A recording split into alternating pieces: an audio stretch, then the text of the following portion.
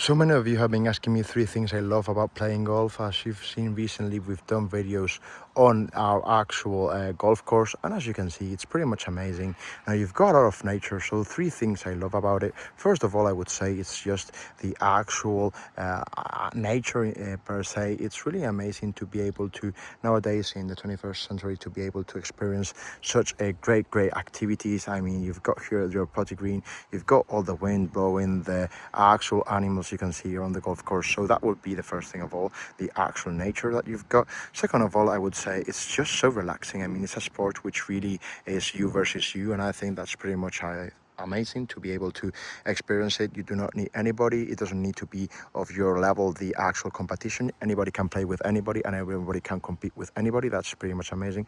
And then lastly, I would say the interactions you make. There's people, especially if you're a low handicap, that have just worked so hard on golf, and that just brings me joy, and that's pretty much amazing, the actual experiences you get with the golf course. Let me know in the comments what you think about golf.